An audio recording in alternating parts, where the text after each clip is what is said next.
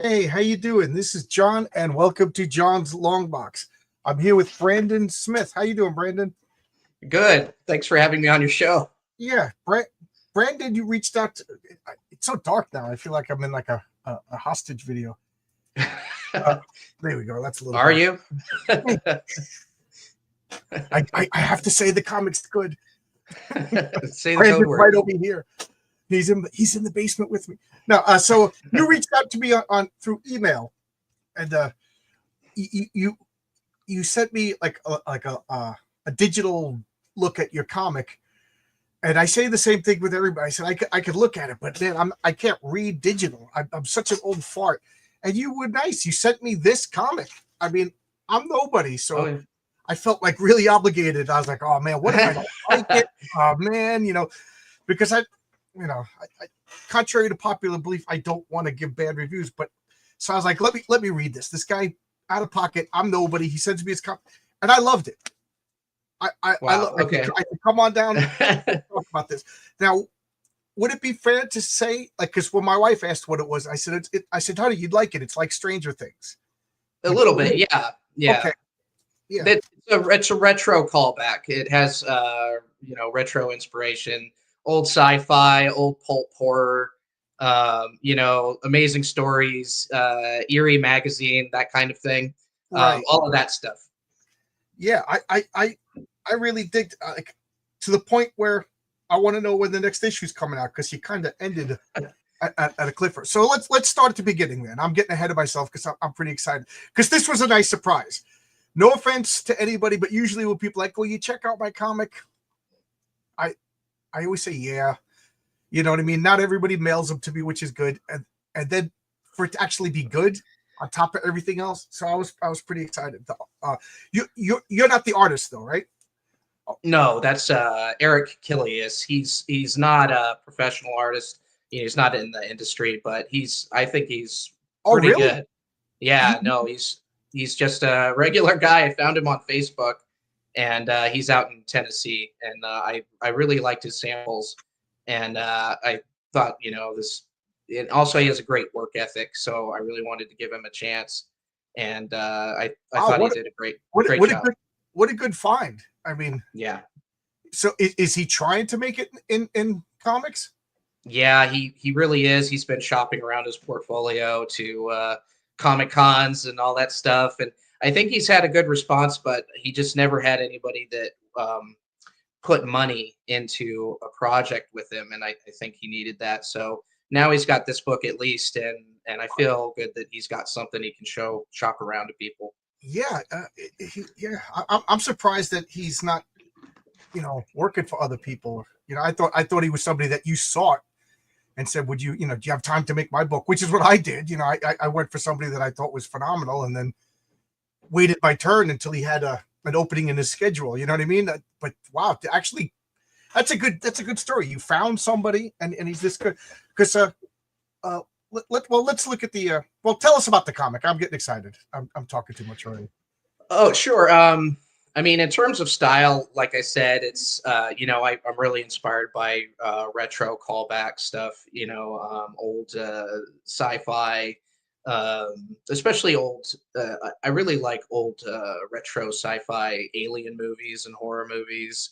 The original Thing, stuff like that. I also really like more modern callbacks to H.P. Lovecraft type stuff. So, Evil Dead was a big inspiration for this in terms of fun. I wanted to have fun with the horror, and I think we did that pretty successfully. But that's up to the reader. So there's that, and then in terms of story, I think I'm more inspired by movies than comics in terms of story. And so there's a movie called by Akira Kurosawa called High and Low, that's about child kidnapping. That's has some noir elements, and that's a big inspiration for this. And then Evil Dead, and then anything retro is inspiration for this. Yeah, I could. I don't know if you like was like this guy's a sucker for anything Lovecraft, but you know I'm a big Lovecraft. My comic book Heroic Tales, I always say it's superheroes plus Dungeons and Dragons, and then a little bit of H.P. Lovecraft mix in, and you whip it all together. You get Heroic Tales. So, you know, Yeah, I think some people think it's overdone in terms of Lovecraft stuff, but I honestly I think it's been done a lot, but it hasn't been done well a I lot, agree. and It's that's the just not problem. really pretentious. Oh, I'm doing it the right way. No, I'm not doing it the right way either. I'm doing it my own. But everybody thinks Lovecraft is just you throw an octopus or a tentacle beast. You know what I Yeah, mean? No, no. The thing about Lovecraft is you never really see the monsters. It's always like right. a guy goes into a house to escape the rain, and he finds a diary, and he reads the story, and he's removed. This book is 100 years old. You know what I mean? Like, you know, there's a Yeah, lot. and I think the root of Lovecraft is really existential dread. Right? Yeah. So Like it's like always about being a little bug in the middle of a giant universe, right. and We are just blissfully unaware of what's right. really going on. Yeah.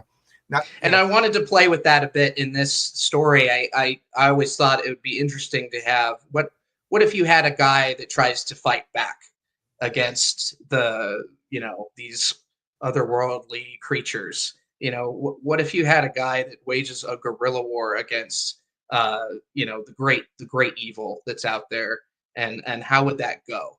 And that's really sort of the impetus for this. That's where the story is going. we got people in the chat who've already read your book and said it was a good book. Edward Boyette says it was a solid read. Oh, great. Yeah, I think I sent him one Lovecraft, too. excellent filter for midwits or the impatient. I don't know if that he's calling me impatient or a midwit. What did I ever do to you? But you know, I think he means you're filtering people out that oh, are if they can't read it, yeah. yeah. Lovecraft is a tough read. And this has apropos yeah. of nothing, but I've been following a Twitter where people have been saying that Tolkien is unreadable. I tried to read Lord of the Rings, and it's unreadable, and people are like, yeah, I can't believe it, and I just despair for the people. You know, I couldn't put down Tolkien. I remember I blew a date in college. This has absolutely nothing to do with your book, but we were talking. Right. We were both nervous getting to know each other, and I, like an idiot, I brought up The Hobbit or something, and she goes, "Oh, that was the hardest book I ever read," and I just went, "It's a children's book," and you could see, the date was over. We just had to. I imagine that went over well. Yeah, we just had to pay the bill and drive her home. Yeah, girls don't like to hear that stuff. Yeah, I was like, how smart are you? Yeah, well, one of the hottest girls I ever messed it up with.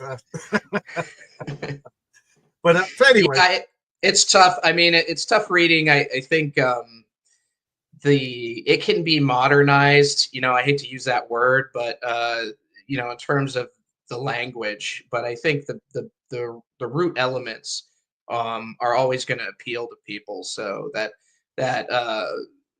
feeling of a vast, there's a vast universe out there. There's things out there we can't even possibly comprehend. What it would happen if we encountered them by accident? What kind of horrors would go down? And that's really, I think, the element of Lovecraft that everybody can relate to. All right, so I already strayed from top. Tell us about Mountain Hollow. I already asked you, and then I distracted you because that's what I do. Sure. Yeah. The basic idea is it's Rambo meets Lovecraft. So you have a veteran, a war veteran who has moved to this small town in a western mountain range. There's a child kidnapping. A baby is kidnapped, and he finds the local officials to be incompetent. So he goes off on his own to try to find the child, find the kidnapper, and find the child. And that sets in motion a whole series of interdimensional events. So he's not supposed to be there. He's not supposed to find the kid, but he does. He's not supposed to save her, but he does. And then this sets in motion a whole bunch of if horrors. I may be a minor spoilery, that he does save the girl, and they still treat him like a freak in the town. That was pretty Yeah, interesting, yeah. I thought. Like no good deed goes unpunished should be like the secondary title of this book. You know, this poor guy is like ostracized because I don't want to give the spoilers because it's a good story. What happened during the rescue, you know, this Right. poor guy is treated like an outcast. Like I picture him like he's this close to being the Unabomber. Yeah, Even though yeah. he's right, he's a hero. He's a good guy, They he's a hero. And he's suffering within the kids in the town even call him the Unabomber as a that's joke. right. Yeah, yeah. Yeah, Yeah. yeah. But what I like about him is because I'm a sucker for a good guy and a sucker with a hero with pathos is just it can't help but draw me in. But this is a guy who did the right thing, knows he did the right thing. Nobody believes him, and No yet one believes what he saw. Yeah, right, out there. and yet he stays because he feels this ain't done yet. You know what I mean? He knows that these things are coming back. That what he Right. saw, So the creatures that he saw are coming back, and right, he's afraid that when they do, no one will be around to stop them. So right, he stays in the town, even though he's sort of ostracized from the town. right. Nobody, He is nobody trusts him. They're suspicious of him. You know, he's a survivalist. He's a war veteran. He's sort of strange. He lives with alone with his dog, right, and he and lived a lonely life. Like he basically yeah, sacrificed his whole life. You know, he didn't sacrifice his yeah, life. He sacrificed happiness, a mm, chance of what, like, because he could have left. He could have left. He could have went. You know, I don't know. I forget where this is, but let's say Vermont. He could have went to Oregon and started over again. right. You know, what I mean? But he feels he has a sense of duty. He's doing the right thing, and what I do like is the relationship between the girl that he rescued and the girl that he rescued's mother.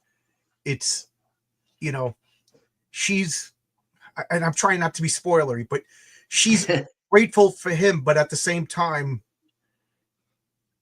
she doesn't want to be picked on by the rest of the town. Is that safe to say? Or fair to say? Yeah, that's well. She's pressured by Right. everyone she knows in the Yeah, town to I'm trying to stay tightrope away. walk without giving away what you No, did. it's okay. Yeah, she's pressured to stay away from him because everybody thinks he's But at a the bottom weirdo. line, she's like, "This guy saved my daughter." You know what I Right, mean? Yeah, but at the right. same time, she's not as brave as him. She's not going to stand up to the town and say like, "Would you leave?" Which is unfortunately too true. Yeah, I mean, when I'm writing characters, I really try to rely on. I don't want everyone to be perfect and do the perfect thing. I definitely want people to do the human thing.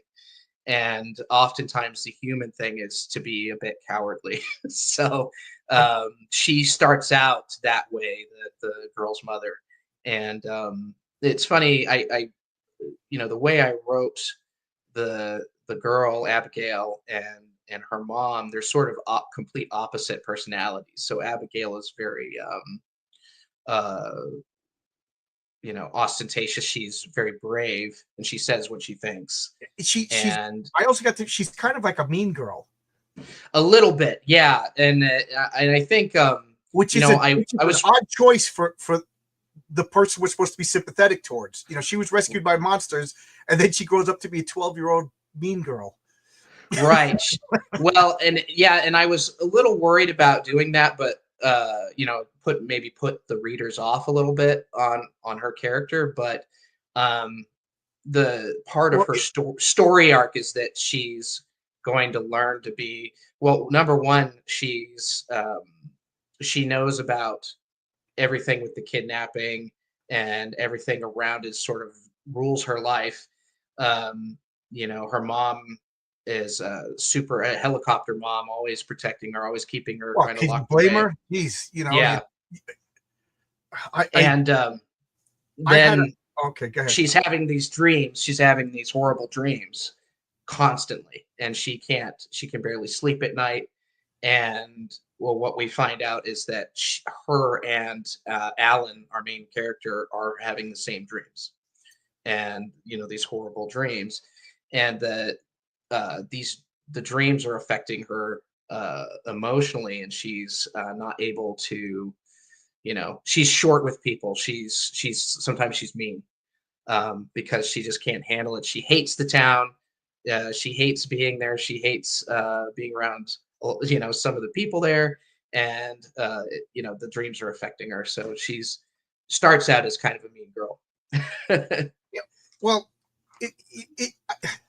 one of my pet peeves is kids in comic books, movies. They're always either the one, like the Harry Potter, they're the chosen one, which is just so trite, or they're perfect and angelic and always spout wisdom. And if we just listen to the children, which is why when we meet this little girl, we know she's rescued. We know that there's something going on. We know she had like tragedy, but and then she kind of is a jerky little girl that's like mean to the unpopular girl. I was just like, this is gonna be good, because Yeah, that's a difficult choice. It made me interested, and it gives her a flaw. Like you said, she's not I hate this term, but Mary Sue, where she's perfect and doesn't evolve. You've given her a huge chance to evolve. Like if she becomes a nice person, which I do think she is. So, it's pretty cool. She's not just perfect from the outset, which I think is an easy temptation. also the one problem with doing these books is you really want to tell the whole story. You want to tell the whole story arc for each character, and you really can't. It's going to take so many pages or so many books to tell that story, and you can only give people the first chapter of it or whatever. Right. So my hope is that people will be interested enough in the each story arc that they'll want to continue to the end. And her story arc is going to be really interesting. I mean, I already have I think the scripts for at least two more books written, and So I assume this isn't like a Superman comic. There's a final chapter to this. there will be an ending. Yeah, but I could leave it. The story could be left open if I wanted to continue, but um, yeah, there will be a beginning and a middle and an end. And how many issues are you hoping to get? Like, Well, 4 to 5 would be okay, nice. that sounds So reasonable. And yeah. these are already made. Like, did I miss the campaign, or did you just publish these on your own and then start trying? The campaign, yeah, I did a campaign, and it got about 30% funding. So I had to do the rest out of pocket. And so it took a couple of years to get it done, but it's done finally. Which platform did you use, if you don't mind me asking? Well, at the time it was Indiegogo because they Okay. were still kind of friendly at that point. Now I've heard they're not so friendly. So Yeah, and Fund My Comic I don't think existed yeah. yet. For my So comics, was it on its second year now? yeah, they're I'm gonna probably use them from now on. So Yeah. It's no secret that they're my go-to. I'm going to use Kickstarter as a bat and cleanup kind of thing, but I'm always going to debut and do Fund My Comic first. So these are made already. So if people go on your campaign and back right now, do you just ship out the book immediately? yeah, pretty much. I mean, it would be a week and a half Oh, maybe well, because that's immediately. Yeah, yeah. that is pretty impressive, because this ain't small. No. This ain't It's small. I mean, it's 88 pages of art and story, so 44 front and back. Yeah. 88. Wow. So when you said that you have this urge, you want to tell every character arc, everything about I know exactly what you're talking about, because I can't draw to save my life. So when I make I'm like, each page is expensive. Like I figured out how much it's going to cost for each page. Do I really need to say this? And I hate to think like that, but it is a realistic way to think, So like, it kind of Right. forces you to make like, okay, this is a 25-page story, but I could get it down to 15 and make it succinct and impactful rather than bloated. And I think if I was to draw my own comics, you know what I mean? I think that would just be a tempting. But you're a writer. This is all out of your pocket. You're paying for the art. You're paying for the color and everything. Yeah. Yeah. Is that a concern for you? Like, oh, geez, this page. Do I really need this page? Is there a shorter way to tell this? Well, I had the scripts written out before I even started, so at that point, I mean, I'd never done a comic before, so that is really there's a severe learning curve as far as what will fit on a page in terms of story to art, and understanding how much or how little of a script will go on one page. Are you art. a comic fan? I mean, Oh yeah, yeah. Well, since I was a kid, but never wrote a comic before, right. and Yeah, it's it's definitely. amazing, what goes on one page. That was a big, I my first.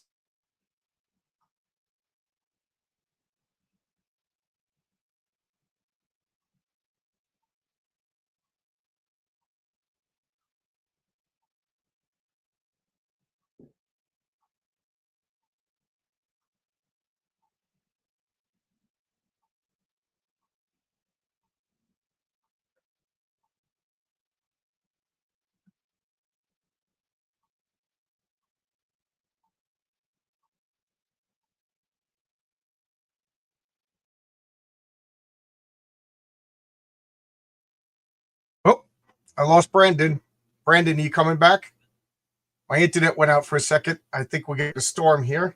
I'm checking the weather. Brandon, pop back in. I guess I froze. I hope Brandon pops back in because Rated Radio, he killed the stream. You froze. Yeah. Okay, Brandon's coming back. I lost you there. Yeah, I froze. I was trying to say, go ahead, talk while I'm, because I got the circle of death. Yeah, good. Yeah, if that happens, just filibusters. Just keep talking. Yeah. Okay, I'll do that. All right. So we were talking about like when you have one page, there's a lot of things you got to think about in a comic book because, like, writing prose, you could just continue writing as if I know when what's his name, Jack Kerouac wrote. He just took like a roll of brown hand wiping paper and just put it in the typewriter and just wrote, so he didn't have to stop and change the paper and the Subterraneans, that was all no, he didn't waste time with grammar, punctuation, everything was just stream with consciousness. And you could kind of do that with a novel. You don't have to think about page breaks and everything. But with a comic book, okay, this is the first page. I try to think this is the focus of page one. This is the focus of page two. You know what I mean? And it's not easy. And it's not. It's a lot more technical, and Yes, it reminds me more of storyboarding for like a movie, which I did some screenwriting back in the day, so that sort of helped translate a little bit over to comics. And it kind of reminds me doing comics kind of reminds me of how Alfred Hitchcock would do his storyboards for his movies. And he's very careful about every single shot, and when he went to make the movie, every shot would match what he did in the storyboard. So he tried to tell as much story as possible with as few shots as possible. So that's kind of how comics are. Yeah. I never thought of. Yeah, I mean, I know a lot of comic artists that did storyboards, but now I'm thinking like I was going to say, yeah, but the storyboard guys don't have to worry about the page change. But then I'm like, right. No, wait a minute. They have to. The scene change is probably the equivalent of a page turn. It could be. Yeah, it could be. And also the you have to worry about the act structure. So you have the 3-act structure, and you have to be able to tell the first act in so many minutes. Usually it's 30 minutes, and I feel like comics is a lot like that too. You have so many pages for the first act, so many pages for the second. One thing about comics though that's cool is you have the option of a continuing story. So you can kind of, unlike most movies, you can kind of leave it on a cliffhanger, which sort of what I did. But the goal is, hopefully people will want to read the next one. Yeah, I do. I want to know what's going on. I like your characters. The 3 main characters are pretty cool, and I am tempted to spoil stuff, and I don't want to spoil, but it was an exciting story. I liked it. I like the development between the characters from distrust to trust to, dare I say, romantic interest. Right. Yeah, I thought it was to the point like the little girl, she didn't want to deal with this freak, and now she's kind of like cheering him on, like mom loves him, kind of, Yeah. I do like it. So you were telling me in the emails that this is your first nonfiction. Yeah, What I've been writing for 20 years, mostly macroeconomics, Oh, real fun. Yeah. Is there going to be a political macroeconomics comic? political analysis. What's that? Are you going to make a macroeconomics comic next? Yeah, that was my first script. It wasn't working out. Yeah, no, I in political analysis, and I also do some survival writing. So I do a survival newsletter, Oh, really? and You're a survival guy? yeah, so there's stuff from, there's a little bit of stuff from my life that's in the comic, but not a lot. They say like write what you know, but I didn't want to make it about me. Uh, but there's a little bit in there from, Oh, so cool. the scene where Alan, you think maybe his back is broken um, after he falls off the cliff. Um, that actually was sort of inspired by I was trying to clear a tree off my roof, and my ladder came out from under me, and I busted my back pretty bad, and Wow. I was out of commission for 4 months, 5 months. Could I, I, barely walk I around. from July last year, oh, it's going on a year. I was, I'm a construction worker, and I was working on the roof of a building at the airport, and there was I don't know if you know what a Q deck is, but it's just a metal reflective, it's just a hard piece of tinfoil. And I'm out, we had little X's, and all day long I was just drilling through the X's, and then the guy who followed me was putting inserts all day long, just sweat pouring out. And driving home, I just passed out, hit a tree, and broke my neck. So Yeah. I was for 6 months. So I thought of that too when they were like, "Oh, this guy broke his back." Ooh. So yeah. Yeah, it's scary, and because I've always been pretty, physically active, and done martial arts for since I was 5 years old, and always been pretty active. Do a lot of hunting out here. I live in Montana, so that's what there is to do. So, I but didn't want to ask you where you were, but that makes sense. Survivalist Montana. Uh, Brian, Chris Child's in the chat. Everybody check out Six Gun Gorilla. I really like it. We got RJ William in the chat. Everybody check out Call Sign Orion.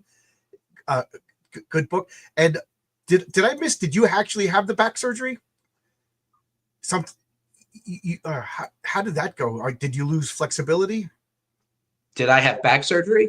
Yeah. No, no. I was just bedridden for Oh, okay. 4 months. They Yeah, did. it wasn't like a break. It was just damaged. So Okay, because I yeah. shattered my C2 vertebrae, and Okay. what is it, fascia? What is it called? All the tissue was just holding it together. Yep. You know what I mean? And they were like, let's just observe this.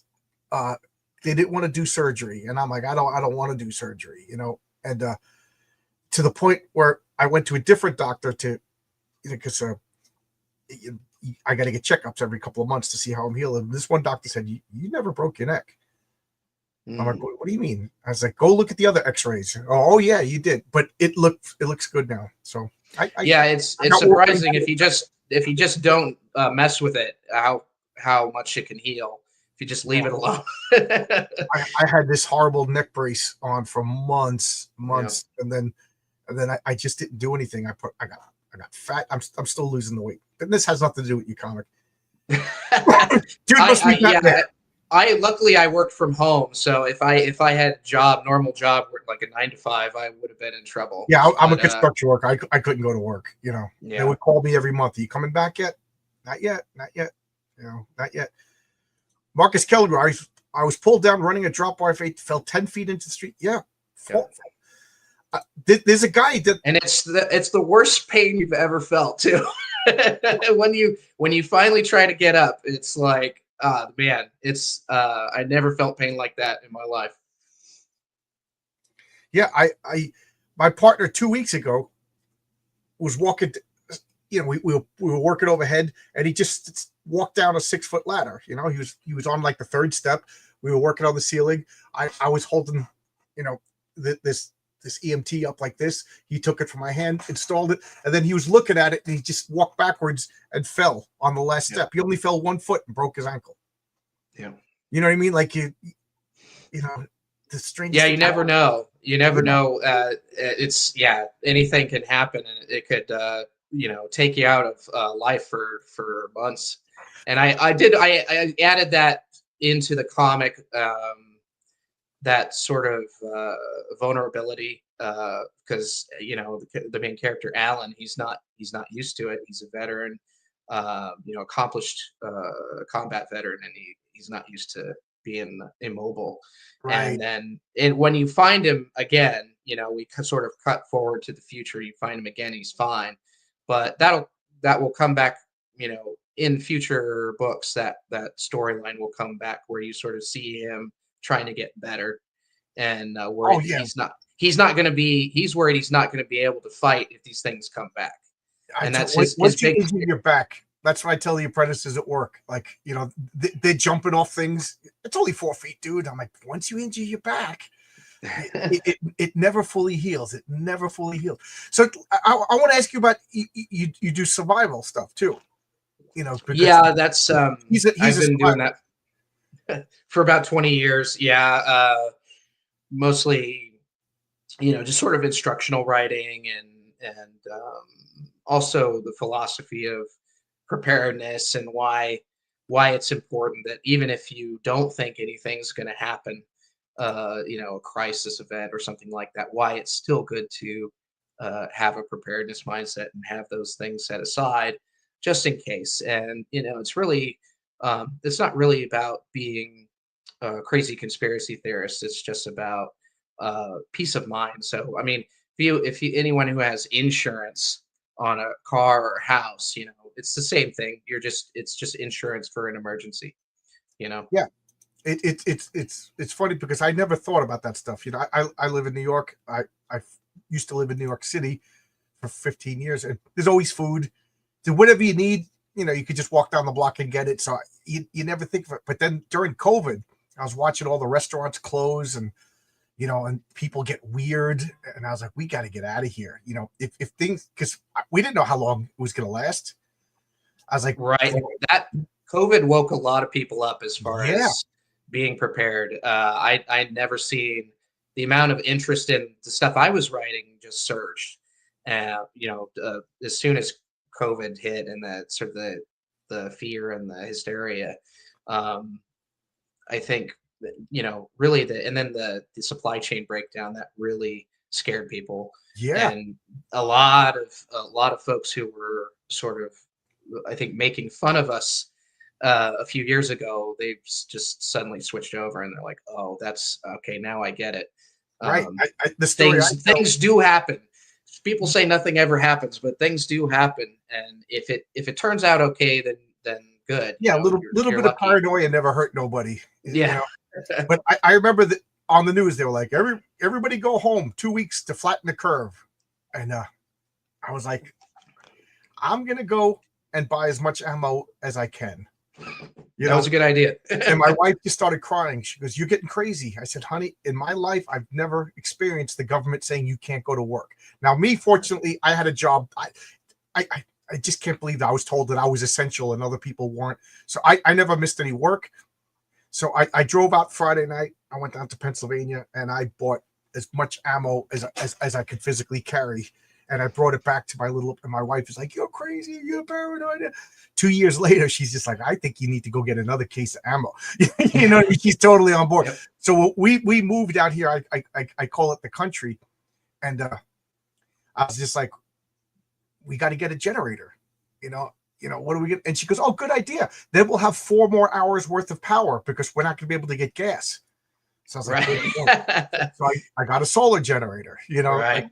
I got like, pads that I could set up in my backyard. I got a lot of things like that. And she started buying MRE rations. We have like a garage full of food. We got water. And it's just never thought about that. It was like 6 months earlier. I was just like, there's always Burger King. Right. And that we bought each other gifts of books, what to do. you know. It starts you on a journey. I think some people, it scares them a little bit. They don't want to. They're like, oh no, am I a crazy prepper now? But Right. it's not like that. It just starts you on a journey thinking about, well, how dependent am I on the system or the grid or whatever? If things did shut down, what would I need? And you start to figure out, oh, like, you kind of need a lot.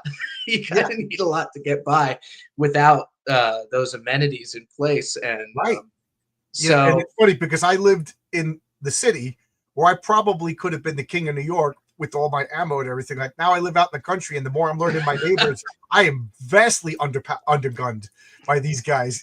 Like I would still like I would shoot a deer and then be like, I guess I just eat the deer now. Like I don't know how to skin it. I don't know how to. I gotta learn how to do all that stuff. You brought me into a wheat field. I would starve to death. In a wheat field. A typical New Yorker. you should have Yeah. stayed in New York. It'd be King of New York, #1. Yeah, like in Queens, guns. Guns just mean that you're not a man. Well, give me all your canned goods because you don't have guns and I have them. But now out here, you can't pull that stuff. My neighbors. Yeah.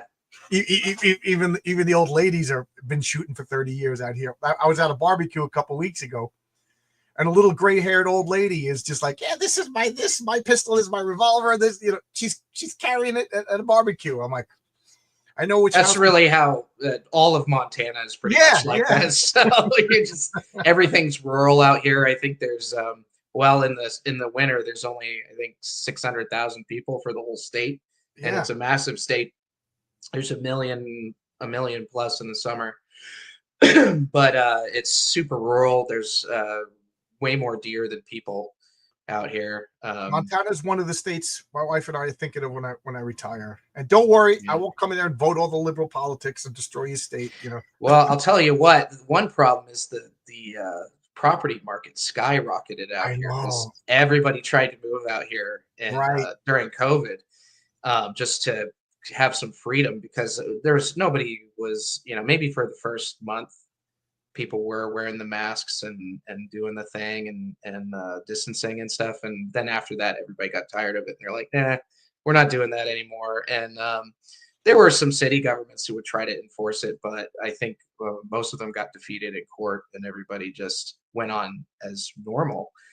And it was sort of weird because I did have to travel at one point towards the end of the lockdowns, and I had to go through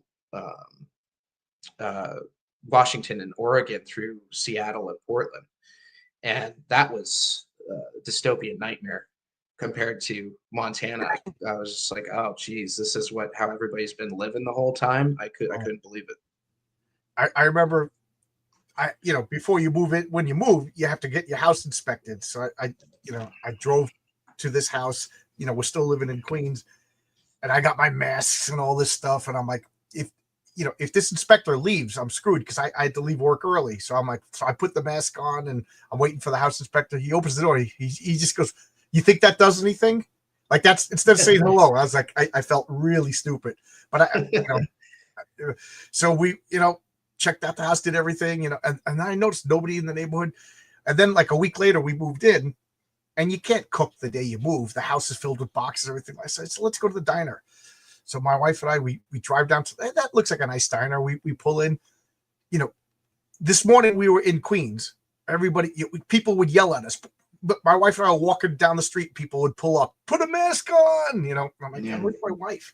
And now in the evening. Also, you're outside. It's retarded. And now I'm in the diner, no masks on. People are laughing and joking. The restaurant's packed. I'm like, wow, we're in regular civilization. Yeah. It was a completely different world. Two different worlds, depending on where you lived. Yep. So I like that you're bringing your survival stuff into your character. He's kind of flawed too. I do like that. He's kind of he's kind of hard to get along with. A little bit, yeah. And I think he's not even sure if the things he saw were real. He starts to doubt himself, and part of the reason why he's so insistent on talking with the girl Abigail and reconnecting and everything is because he wants to know if she's seeing the things that he's seeing, because they were Yes. both out there in those woods when the whole incident went down. And so he wants to know, am I sane? Am I, Right. or am I crazy? And that ties into a lot of Lovecraft. There's a lot of the people in Lovecraft like, did I really see this? Is this going? Am I nuts? And this was a guy.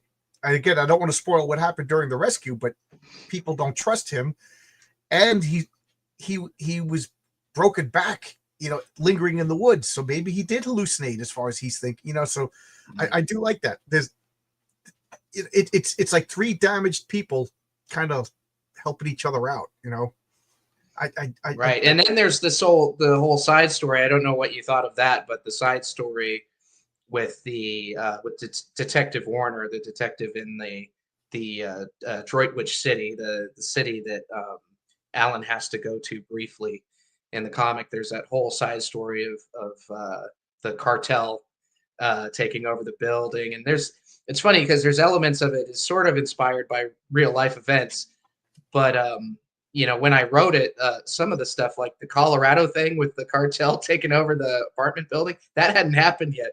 So it's almost sort of life imitating art a little bit.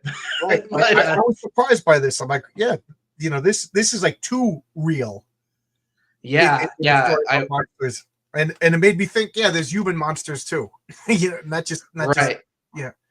So there's a sort of two stories going at once with the detective and with Alan, and eventually those stories, my hope is that, if I keep doing these books, the stories will intersect, and Detective Warner's story and Alan's story will meet up in the middle, and they'll realize, okay, yes, there really is this threat out there, and they're gonna work together.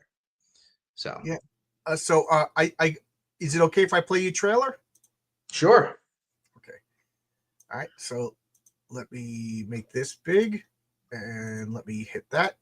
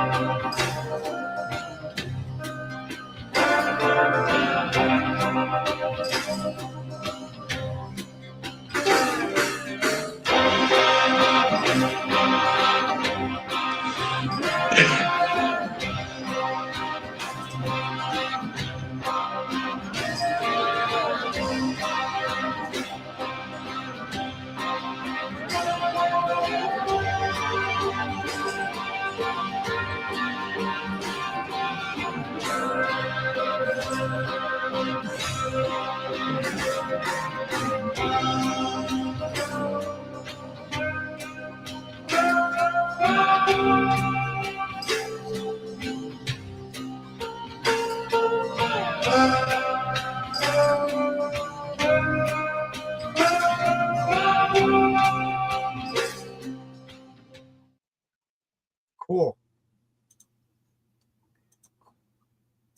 Pretty cool. I was really enjoying that trailer. The music was very appropriate to the theme.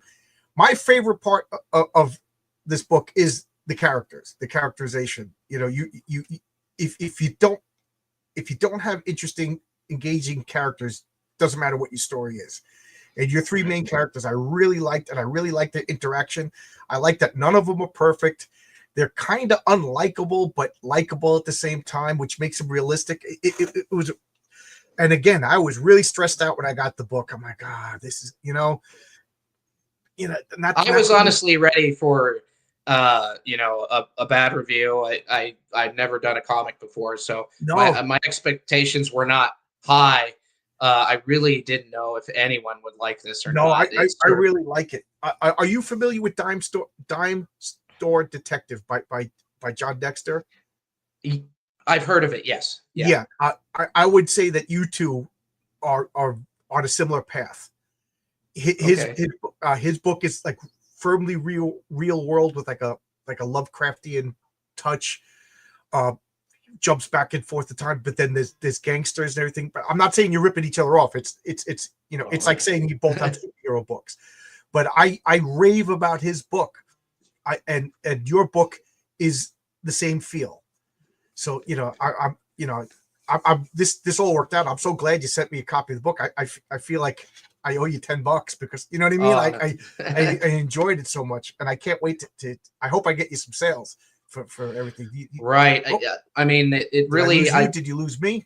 Somebody in the chat, let me know who's gone. Am I gone? Is he gone? I can see you. Okay. I don't know if I froze again. It's about to start storming here. But as I was saying, I hope I get you some sales because this really is a good book, and for the sheer greed of it, I want to see what happens in part 2. Yeah, I mean, so as far as the next book, I mean, now that I've gone through the process once, I feel like it'll be a lot easier the second time around. I kind of know what needs to be done, what kind of time frame is required, and there's the learning curve has been accomplished. So the next one would be a lot faster. The only thing is I don't know if I want to try to pursue crowdfunding again or if just try to fund it through sales of the first book. Right now, what I'm trying to do is sell 1,000 books. If I can sell 1,000 books, then I automatically start on the next book. But depending on how that goes, maybe try to do another crowdfunder. Yeah, as well. I'm not experienced enough to give anybody advice. I could just tell you what I've done. I laid out the money for the first issue, and then whatever I raised for the first issue, I'm using for the second. Plus, everything that I learned, I made the second issue less expensive. So now what I'm making on the second issue, I'm funding for the third issue. You know what I mean? So, just don't touch that money. You know what I mean? Invest it back into your book because this is good. And I'm impressed that this is your first foray into fiction, not just comics. You never wrote a novel or a play or. I've written fiction just for myself, just as something because really the world that I write in terms of economics and politics and it's sort of, I mean, it gets dark and depressing when you see some of the stuff that's going on in the world and behind the scenes, and it's good to take a break and just write something completely outside of that. And so I will write fiction at times just to break away from that and get my mind right. So, but I never put any fiction out for others to read. So did this start a fire now? Do you want to write like a space opera and a comic book and a superhero comic, or is this the story you want to tell? I have a lot of different stories I'd like to tell. I have one that's I don't want to go too much detail, but have a guy that's sort of a Doctor Who-ish type, Doctor Who but good type old Doctor Who, like Doctor Who, but from 10 years, 15 years ago. From an old Doctor Who, yeah. So a guy that's sort of transported on accident, out into another universe, and he has to he realizes that he's sort of stuck with this job. These aliens stick him with this job that he doesn't want to do, but he has to do it in order to get back home. And then his adventures doing this job for these aliens. So that's and this campaign is remarkably similar. Buy the physical copy for $25, buy a digital copy for $10. You know, Right. excuse me. Yeah, I do like it. I think it's a bit comforting that no matter how bad it gets, Eldritch Horror is never as bad as the real world. Yeah. That's true. Yeah, that's true. It's it's sad when Lovecraftian horror makes it eases your mind. Yeah. When let's read some Lovecraft to comfort ourselves. Yeah. Yeah. I I could rave about this book all along. I was again. It was just like a, oh God, it's actually good. You know, people. I keep telling, don't send me anything because then I feel like How did you feel about the ending? I'm just curious. it left me wanted more. Okay. You know what I mean? That's I was just like, oh man, like it because I'm a very slow reader, so I'll put a book on this easel right in front of me. Here's my easel, and I'll read it, and it'll take me like 2 or 3 days. My wife will be like, "You still reading that comic?" But I read this in one shot. Oh, awesome. And I was all prepared. Like I had other comics. I'm like, okay, I'm gonna read like 5 or 6 pages of this, and then I'm gonna go and read an old Avengers, and then. But I read this all in one shot. Awesome. And I don't do that too often. Well, the feedback I have gotten so far has been positive. I haven't had anybody say they hated it or they couldn't Really? finish People it, hate or so. So that's a good sign. I really had no idea. It was sort of a gamble on my part. I just really had no idea if people were going to like it. I could give you one negative criticism, which is minor. But when the little girl's in school and she goes off on the teacher, that even though I agreed with everything the girl said, I was just like, that kind of took me out because it's a political rant. Right. I don't even want to hear it even when I agree with it. So I was like, right. I was like, thank God he's not telling me to like there's 14,000 genders and everything like that. So it was refreshing to hear the rant on my side, but it would be my thinking on that was there's so much wokeness and mainstream comics now. I thought it would kind of do the opposite of that and kind of give the opposite view, but that's really the only political thing that's in there that I can remember.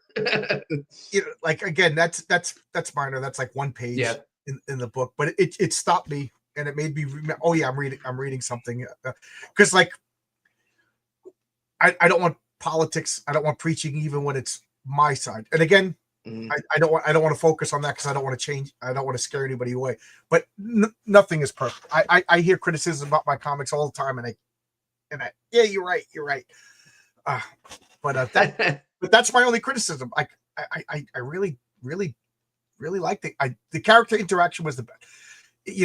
To me, without a good character, and I hate to say I identify, because that's all nonsense, but I identified with the main hero, Alex, because he's doing the right thing, even though it's difficult to do.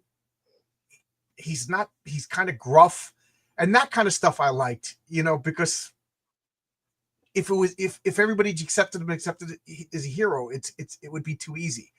You know what I mean? Well, he's not a superhero. Right. He's not the perfect archetype.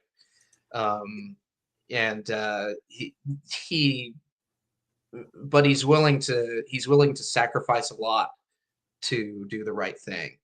And that's really, I think, anybody, the most anybody could hope for from a person is that they're willing to stand their ground and do the right thing. Yeah. And that's what's heroic to me when I see and you have 3 flawed main characters like growing together, as cheesy as that sounds. It would have been really, really easy to make, I'm a single mom and I'm struggling and the world owes me, you know what I mean? And then you have this perfect, wonderful kid, but you didn't. Yeah, I didn't want anyone to be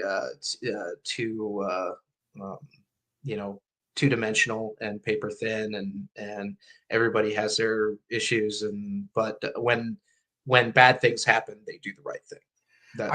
It's funny because I dated a woman who had a kid, and the kid was kidnapped. Really? By a cult. Somebody decided that this should make a comic about that. Somebody decided that this kid was a prophet. I'm not making this up, and I'm not giving names, and you know what I mean. I don't want to.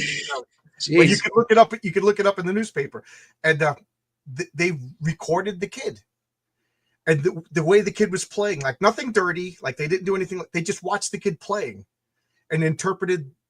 She picked up this toy. She did this, and this interpreted this way. And then this was way before I met. She had to do the whole ninja outfit, get the shotgun, and bust in to this compound and rescue her own kid at gunpoint. Oh, jeez. And the thing is, nobody went to the police because what were they going to say? You know, Right. So I was thinking about this story, and she became like a helicopter bomb over her kid. You know, so this is more realistic than you think. Wow. You know? Yeah. People is that like that Osho cult that was in Oregon? Is that was that it? Even if he guessed it right, I'm not going because I don't want to dox anybody. Okay. All right. But it was just really. I heard the story. I'm just like, are you and she has all of the like VHS tapes of like the prophecies, them interpreting, like she's like, give me all the tapes, because she didn't know if it was anything questionable on the tapes, and it was just them interpreting. Oh, she picked up this, she drew this picture, that and I was like, oh my God, so the woman in this story could have been the woman that I dated years and years and years ago, so I was like, oh my God, do you know her? did you meet? Because it's Yeah, I just kind of imagined, well, what would happen if especially how would a mother feel if she felt like she failed in protecting her baby? How would she feel? This woman became a survivalist. Like, you didn't mess with her. Yeah, and she became a marksman. She could hunt. She could do anything on her own. She became like, she does her own home repairs. Like it I would be sleeping over, and all of a sudden she would be up with the whistle, fire drill, and I'm like, what the hell? We had to like evacuate the house, climb out. Nope, the fire's in the kitchen. I'm like, you know what I mean? Like this became like, I don't know if you ever read the Swamp Thing comics, where these two characters, they were newspaper reporters. They investigated one of the generals that was pursued. And later on, Alan Moore brought them back, and they were paranoid survivalists. They would Right. switch homes. She has this like siege mentality, but like, I will survive. It was one of the most fascinating people I ever met. But I think that fits pretty well with what happens in the book. Yeah. And so I'm saying I really like. Did you know this person? Like, how odd would it be that you actually knew the same person? But that's So kudos to you. You made a realistic character that I think would really happen. Yeah, I'm impressed. Yeah, I loved superhero comics growing up, but over time, I felt like I don't know if it's just the changing of the guard in comics or whatever, but I felt like they were getting less and less. The characters were getting less and less realistic, and it's really especially with superhero comics, which are so over the top in terms of storylines and stuff. You really have to build connection, the human connection with the character. Otherwise, it's just gonna kick you completely out of story. You're not gonna care. Like, with superheroes, not being realistic is fine with me, but what gets me with superheroes is preachiness. And then like every character just conforms to the writer's point of view, and of course continuity. But like I think like Lois Lane and Jimmy Olsen and all these characters are necessary to crown Superman. If it's just Superman stories, then you're gonna lose touch with the little guy. Like, that's why I think Mary Jane was great for Peter Parker, and getting rid of her kind of made Spider-Man, because now who does Spider-Man interact with? Wolverine, the Punisher, Reed Richards. I know Aunt May, the frailest woman in the world who can survive a nuclear blast and being buried and thrown off buildings. But you know what I mean. Anyway, I'm babbling now. Anything you want to say to close up? Because I talk too much. Sure. The comic is Mountain Hollow. It's you can find it on the Fun My Comic site, and we're going to try to get to 1,000 books sold, and if we do, then we're automatically starting on book 2. I already have the scripts written. The main artist, Eric Killias, he's ready and raring to go. So if we can get to that point of book sales, and we'll start right on Are number you 2. picking just 1,000? Or because what? Again, I'm not It's telling you what to do. I'm going for a dollar amount when I could afford the next issue. You know what I mean? right. Yeah. So That's the amount in profit would be what I would need to get started profit. on the What's next book. profit? Exactly. Exactly. I mean, the amount of money that I have after costs, after all the overhead, that would be what I'd put towards the next book, and that's how much we'd have to sell Well, good to luck, get man. started. I Yeah. hope I help you get this out. It's a good book. Again, this is your first comic. This I'm pretty impressed. I wish my first comic was as good as this. This is a good job. I really enjoyed it. And part of it was this. Oh man, 88 pages. Some guy just mailed this to me for free. I gotta read this. And next thing you know, I'm like, oh my god, I'm done. This was good. Where's the next issue? So really, really good. I enjoyed it. Well, thanks for having me on your show. I appreciate Anytime. it. And Anytime. I'm glad you liked it. That's Yeah. that's really what I was. Just people saying they like it is reward enough for me. I don't need to make a ton of money off of it or anything. Yeah. But good luck. Good luck. Come back. If you feel you're gonna go on with issue 2, come on down. Well, I'll help you promote. Because I want to know what's going on next. It's good. There's a lot more story to be told in this. It's going to be good. Yeah. It's going to be good. The script is good. I'm going to eat my dinner, and then at 8:30, I'm going to be back live with It's Clobbering Time. We're going to decide who wins in a fight, Bane or the Kingpin. Total comic book nerdiness in 1.5 hours. All right? So see you, everybody. Thanks a lot. Bye-bye.